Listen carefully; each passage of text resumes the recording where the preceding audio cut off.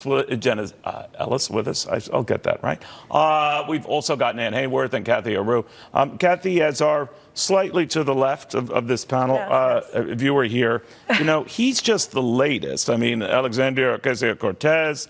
I could go to Representative Ruskin of Maryland. I could go to Eric Swalwell of California, Al Green of Texas. Democrats all impeachment, all. Yeah, right. But what they maybe don't understand or don't remember or don't know, it doesn't matter if we impeach Trump, if we win the House and they do impeach Trump. At the end of the day, if the Senate doesn't convict him, we still have Trump. I mean, two presidents have been impeached, Johnson and you need and 60 Clinton. Yeah, to do it, right? And I don't think they're going to win. The Democrats are going to win the Senate. So if they win the House and they want impeachment, that's not quite what I asked. What I asked is to start the process. Should they even be raising that? Well, no, it's so extreme. I mean, Joe Biden even said it. He came out and said, not a good idea because it is extreme. It's Maxine Waters, it's the one pushing. And you could really just But take not over just the House. Maxine, right? Right, but Joe Biden's just saying, I mean, you could just win the House and drive the president absolutely crazy with oversight hearings and just drive him nuts. And maybe that's the way to go. Defeat instead of impeach is probably the way to go. Well, it's, you know, the impeachment talk is another form of a tantrum. And we've been seeing these tantrums from folks who are ill-disposed to the president on the left and some on the right. But, you know, certainly from the left ever since November 2016. And as Kathy points out, it would be exceedingly counterproductive also for the Democrats to run on this when basically what they're saying, if they're saying we're going to impeach, what they're saying is, guess what, we're going to completely waste the American public's time once we But it does win rally the House the base. majority. It's about rallying the base, and it rallies, as our conservative here, it does rally the right to talk about them rallying the left, right? It really does, and I think especially coming off of the political overplaying of the Democrats' hand from Kavanaugh, we're seeing that the Democrats are keeping this sort of analysis of saying, let's run on this terrible messaging to say that this is entirely political. We're going to undermine the will of the American people. And I think it's rallying specifically the evangelical base. And so as the Dobson Family Institute, as one of the leading voices in conservative policy, we're hearing from so many of our families nationally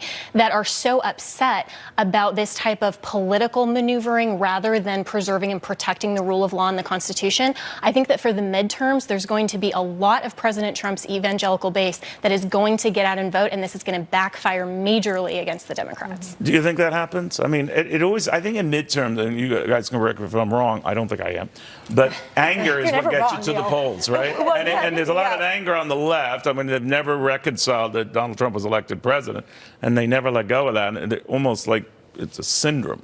But yeah, this whole impeachment talk, the ones it's going to rally up are the ones that are in the middle, the ones that are sick of it all. They really are just tired. I think. So you're against it. So, yeah, I think defeat is better than impeach. The Democrats have to focus on let's drive them crazy and let's just defeat them in the re-election in 2020. But let's not waste our time with impeachment because it is a waste of time. And those voters that are the sick of it all voters, they're the ones that are probably going to go against that message, the impeachment message, and they're going to vote Republican, and that's what's going to hurt. Let me answer other issues that could dominate the caravan issue. The president is obvious; he's very shrewd at this, and he can see the caravan issue itself is galvanizing a lot of people on the right. I'm sure it's galvanizing people on the left as well.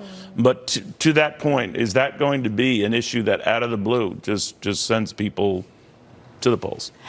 Yeah, I definitely think it can, Neil. And it was Kavanaugh, you know, that debacle, that spectacle, that awful thing started it all. I agree that the caravan, and not only the caravan, but what President Trump has accomplished, which should impress folks who are in the frustrated middle, that the president has actually been working with the government of Mexico successfully to try to prevent these people who are, I'm sure, in desperate straits from actually traversing the entire country of Mexico to get to the southern border. Well, it has put their attention on them, right? I mean, and that is, to be fair there. I mean, when you see trouble at the border, a lot of people saying, oh, the southern border of Mexico. Right.